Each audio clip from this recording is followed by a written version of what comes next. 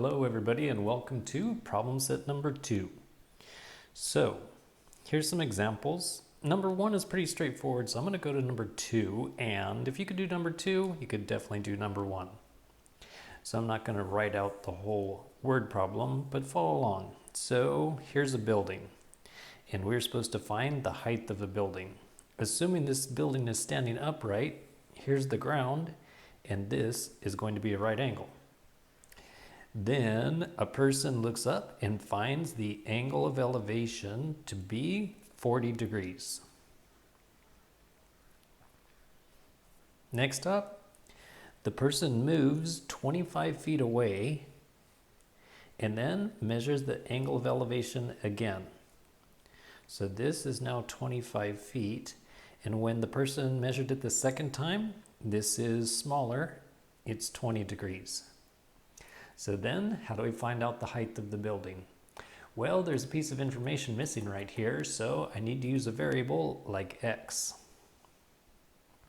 Then, if you look at just this right triangle right here, I could do tangent, because tangent would be opposite over adjacent.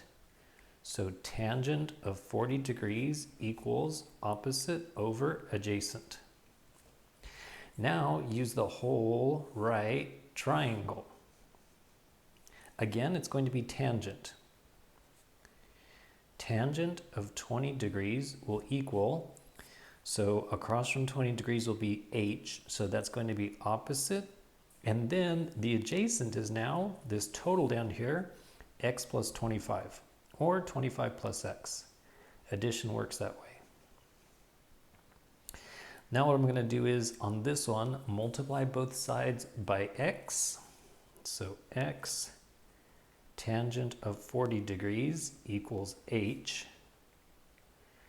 And on this one over here, multiply both sides by x plus 25. So it needs to be put in parentheses and then multiply it both sides, and then it's equal to h. Now because each one of these is equal to h, the transitive property of equality means they have to equal each other. So that means that x tangent of 40 degrees has to equal, parentheses, x plus 25 times tangent of 20 degrees. Now it's time to do algebra. One thing I'm going to do is distribute this tangent of 20 degrees. So on the right side, there would be x times tangent of 20 degrees plus 25 times tangent of 20 degrees. And then I just need to copy and paste this x tangent of 40. The next thing to do is those things that have x, move them to one side. So I'm going to subtract this term from both sides.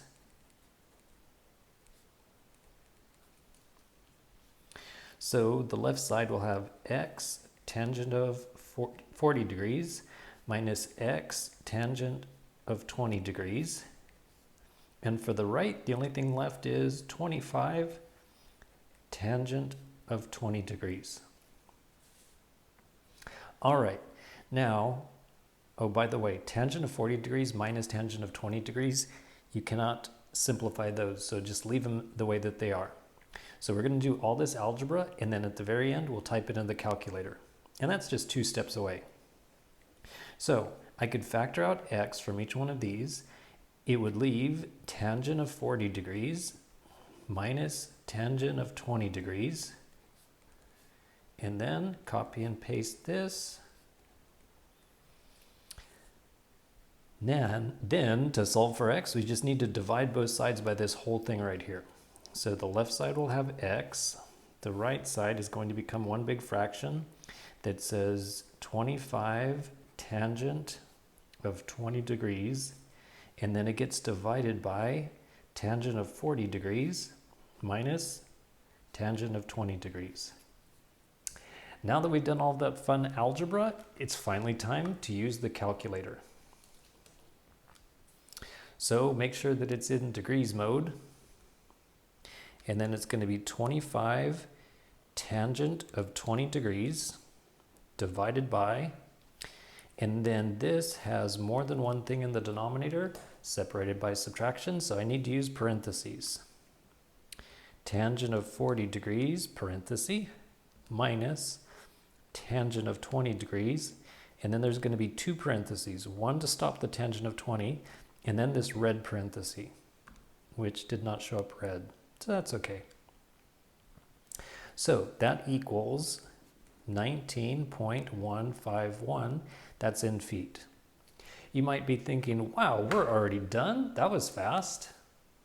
Yeah, but we solved for x, now we need to solve for h. So I'll just use this equation right here, and I'll plug in the number x that I just got, and for this x, and then we'll have h. So finally, h equals 19.151 goes in for this x, and then it's times tangent of 40 degrees. And finally, how tall is that building? So I can just go times, and then it'll take my last answer, 19.151, times tangent of 40 degrees. And the building is a little over 16 feet tall. So that sounds like it's a house, not like a giant business or something like that. Okay, then on to number 2, which, if you're following along with the problem set, it's going to be very similar to number 3. But right here, it's called example number 2. All right, suppose that cosecant of theta equals a 2.5. And then find two values of theta. So find two solutions for theta. Well, cosecant, I know there's a trig identity for that. That is 1 divided by sine. And 2.5, I know that that is 5 divided by 2. If you weren't sure about that part, go like this, 2.5, then go right here to math, and it will change it to a fraction. So just hit enter, and now it'll change it to a fraction. It's 5 over 2. Then what I'm going to do is invert both sides. So the left side becomes sine over 1, or just sine. And invert the other side, it becomes 2/5. Now in order to solve for theta, I'm going to use sine inverse.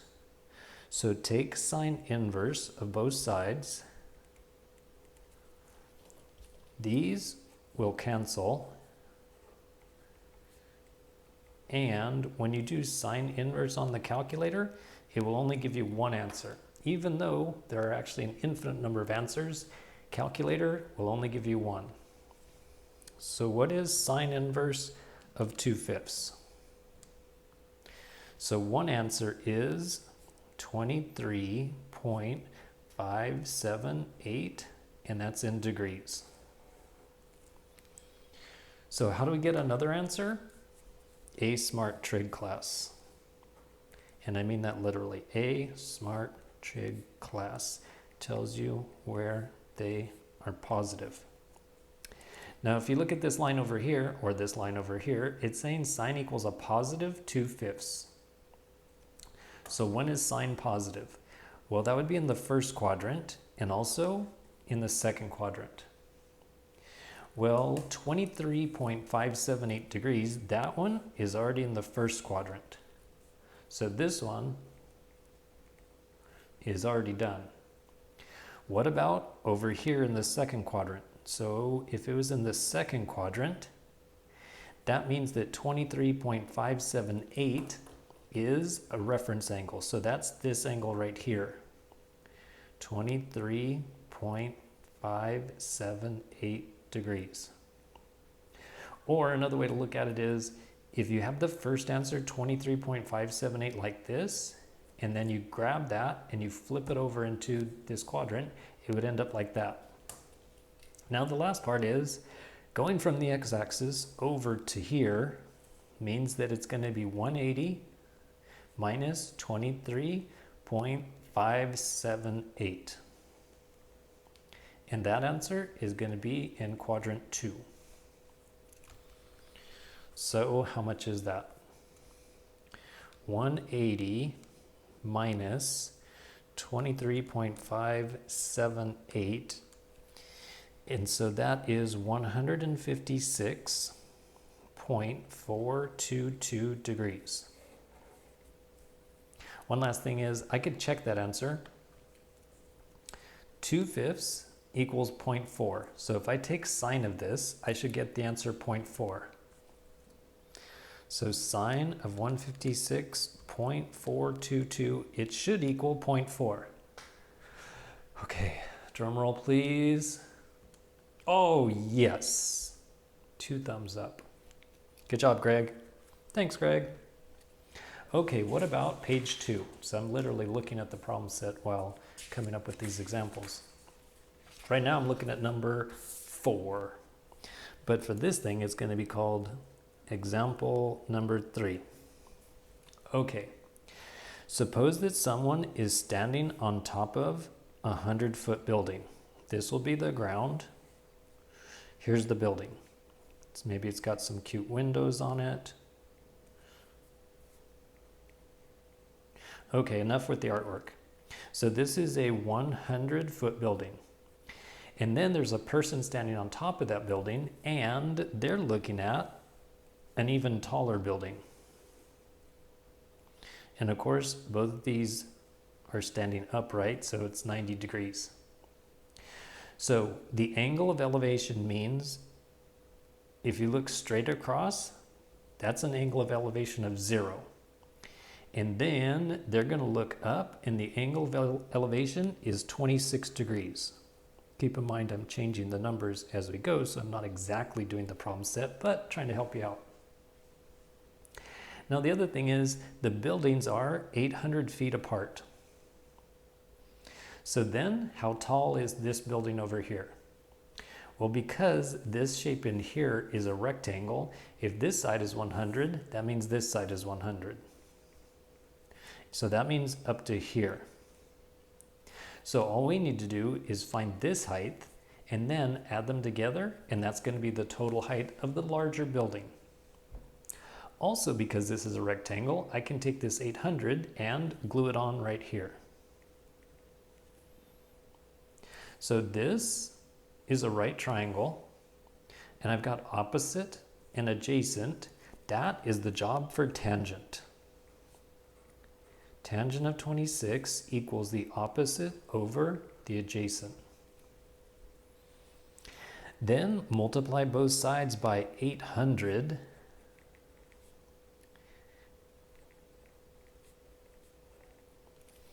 And how much is h?